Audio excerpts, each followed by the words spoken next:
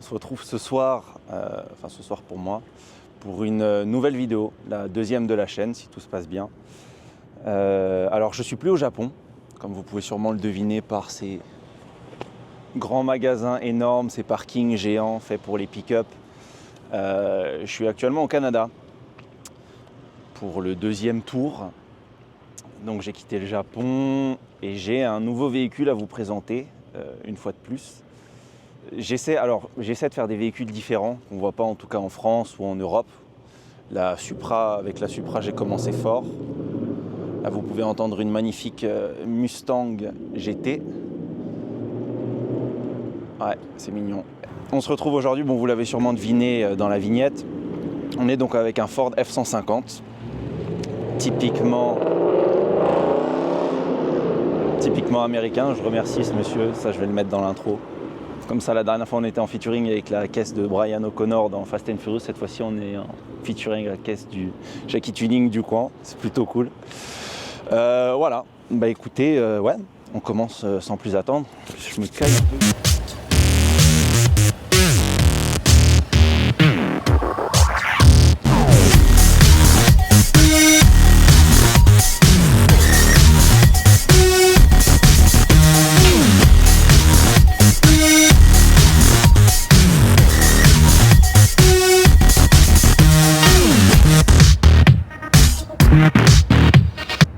En elle-même, les spécificités techniques de la voiture.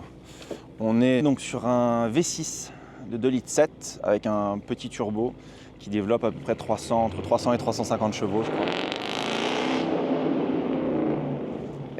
On a la Charger, c'est le pote de l'autre Jackie Tuning, mais c'est sympa, c'est sympa.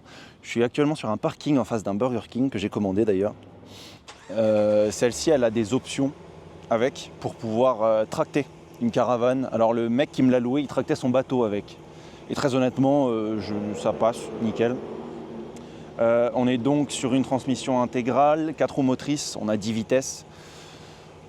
Pour ce qui en est, alors pour le comparer à ce qui est comparable, bon déjà c'est énorme. Ici après, la chance qu'il y a d'avoir ici, c'est que les places, tout est fait pour les grosses caisses comme ça, ils ont tous ça. Donc ça passe plus ou moins partout. J'ai dû la garer en ville. Là, j'ai transpiré un peu plus quand même. Après, elle est équipée des radars de recul, des caméras de recul. Mais ça fait quand même 6 mètres de long. C'est quand même un peu chiant à garer. C'est pas tout petit.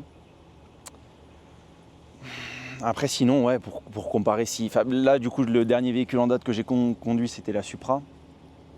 Et ça n'a juste rien à voir. Alors, c'est moins atypique, on va dire. Beaucoup plus récent. Moins vieux du coup, inévitablement. Mais c'est d'un confort. Bon, déjà je suis sur une boîte auto, 10 rapports, elle monte rarement au-dessus des 2000 tours minute si je la pousse pas. C'est tout, et puis on surplombe la route quoi. Donc c'est vraiment... c'est un véhicule de touring quoi. Enfin de touring, c'est assez aberrant quand même pour un pick-up avec une benne. Surtout un pick-up qui fait du 15 à 18 litres au 100. Elle a un réservoir de 120 litres. Ça m'a coûté 200 $ canadiens pour le dernier plein que j'ai fait. Ça fait à peu près 130 €. Et ça m'a permis de faire 600 bornes, 700 bornes. Après, je roule quoi. Mais je pense qu'en faisant attention, on peut tomber sur du 15 litres au 100. Mais on ne tombera pas en dessous. Et là, je tracte que dalle. Je suis seul dans la bagnole. Il se passe pas grand chose quoi. Ouais, il n'y a pas particulièrement de poids. Et on n'est pas dans des conditions climatiques non plus terribles. Donc je pense qu'on est assez proche de ce qu'on devrait être en mesure de faire dans la vie de tous les jours. Voilà, je vais vous la retourner pour pouvoir vous la montrer un peu plus. Alors, je vais la démarrer. Alors le petit truc, ça c'est le petit truc marrant, c'est qu'il y a un code. Je peux verrouiller la voiture, laisser les clés dedans et la déverrouiller avec un code. C'est un truc que ça on n'a pas chez nous. Alors, pour ce qui est donc de la position de conduite, on est vraiment bien. Bon, il y a plein de boutons un peu partout. Je vais tenter de démarrer le bordel.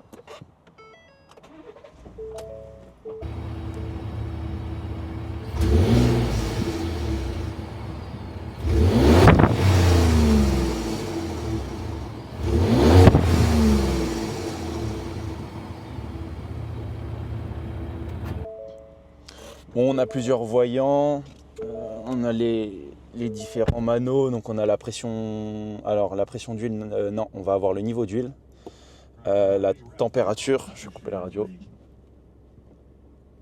La température d'huile moteur, le niveau d'essence et la température de la transmission qui peut s'afficher en temps réel. Donc il y a tout un tas d'options.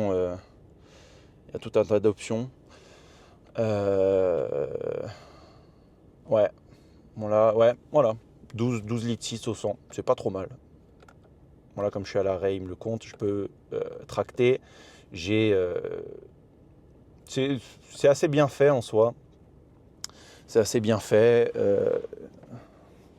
Voilà, bon, on a tout un tas de boutons, mais c'est assez intuitif. Ici, j'ai le système pour les 4 roues motrices. Et après, non, à l'arrière, on est plus ou moins pareil. On a la benne. Les sièges sont rétractables. C'est pour vous emmener voir le moteur. Bon, je vais le couper. Économie de carburant. Ouais, je suis quelqu'un de l'écologie, ouais, carrément. Il dit le mec qui loue des Ford F-150, mais je suis un mec de l'écologie. Alors, pour ce qui en est du moteur, donc, comme je vous le disais, on est sur un 2,7 litres. Alors que j'arrive à le trouver, est-ce que j'arrive à le trouver à une main?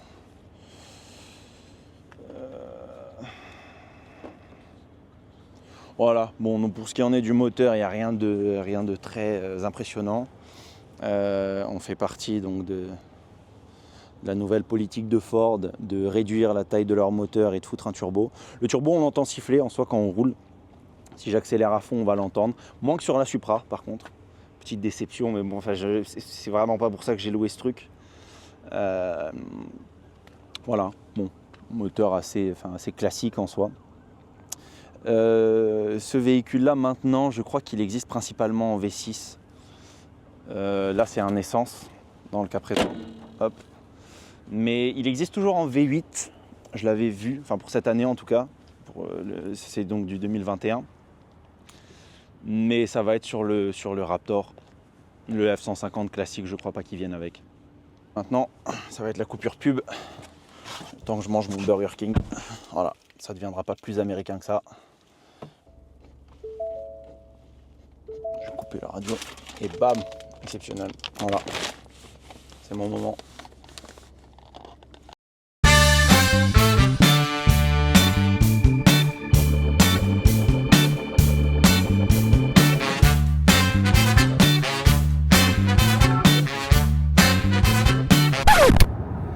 Ok, donc on se retrouve donc au volant de notre merveilleux Ford F-150. Donc, comme je vous l'avais présenté, bon, tout est très gros, tout est très aseptisé.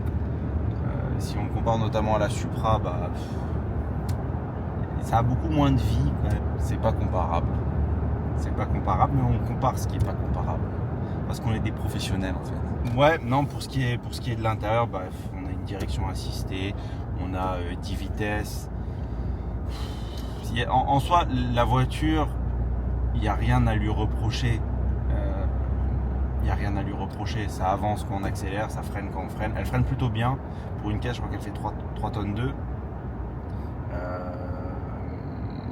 Ça avance plutôt bien, ça consomme pas trop mal.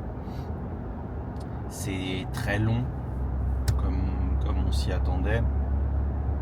Mais le poids en soi, on le ressent pas tant que ça sur la route. La boîte, elle fait bien son taf. Qu'est-ce que tu fais, toi? Au Canada, ils savent pas rouler, apparemment. Et si par exemple, je veux m'extirper d'une situation, on a 3 tonnes 2, j'appuie sur l'accélérateur.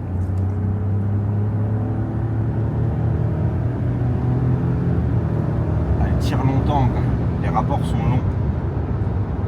Mais ouais, il y a une jolie seconde de latence quand même entre le moment où je mets mon pied au plancher et le moment où ça avance. Mais sinon, ouais, c'est une voiture qui est lourde. Mine de rien, elle s'en sort pas trop mal. Pour un V6, franchement, je trouve ça bien. Après, on sent le turbo. Sans le turbo, ce serait pas la même. Mais non, après, il n'y a pas grand chose de plus à dire. La direction est assez souple. C'est fait pour tracter des gros trucs en fait.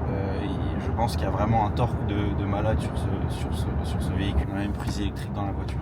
Après, sur les routes de France, à mon avis, ça c'est cauchemardesque. Parce que c'est géant, pas conduisible.